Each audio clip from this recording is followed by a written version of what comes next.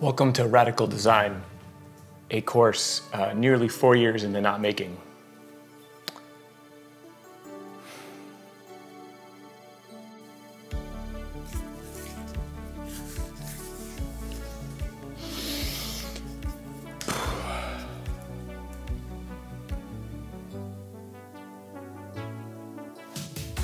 I think I know why I haven't made this course yet, and why every time I start this course, it fizzles out and dies.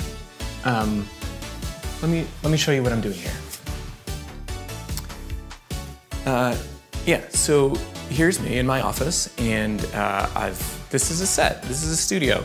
I've got my lights, I've got my desk, I've got, this perfect angle set up to film. And you want the left edge and the right edge, and it has to be just right. And my kids bumped the camera, and I had a little meltdown because the edge, see the edge right there, like the piece of trim wasn't straight. And yeah, so I think I've been going about this thing all wrong. I need to make this course the way I design. And that is non-linear. That is radical, which is a definition for something that is different than everything else.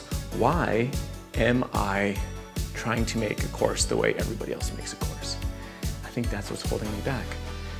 So, welcome to Radical Design 2.0. I never launched one, and we're just gonna get into it right here, like this. Here's my board. Here's the lessons that we want to cover in roughly the order that I expect them. It's going to be different. We are right here. Here. This is intro to the intro. So welcome to the slightly more off the cuff and hopefully a little bit more radical design. All right, let's go. What are we doing here and why? You're here because you want to get better at design. Maybe you can't design at all and you've never done anything related. Maybe you're a developer or a writer or you do social media stuff and you want to be able to take the thing that you're working on, maybe it's your portfolio, maybe it's your side project, maybe it's a company you're trying to start, and maybe you don't want to hire a designer or you want to put yourself in it and you're not sure how to put like who you are deep down into your work. Maybe you're comfortable with using a template or a WordPress or Static template or a pre-built design thing or a Tailwind UI or these, really nice, pretty aesthetically pleasing websites in a can.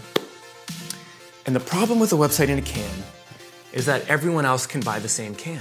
And your site or your project can look exactly the same as someone else. And when everything looks exactly the same, everything blends together and all the words are the same and none of it stands out. Well, that's what we're trying to do. I'm trying to teach you how to make your stuff stand out. So if you're up for that, if that's what you're up for, that's what I'm gonna try and teach you. And I need to fix my approach on how I'm gonna do that. So let's get rid of this, because this isn't me.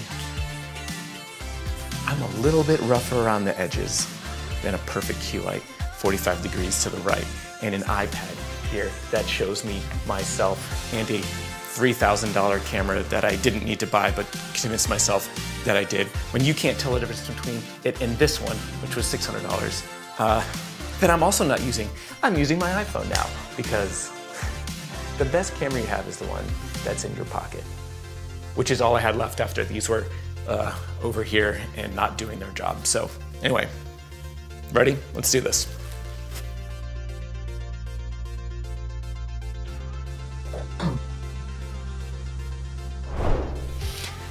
All right, that feels a lot better to me. This is the way my office usually is. I feel most creative in this sort of setup, and it's less of a performance and more just of a conversation between you and me.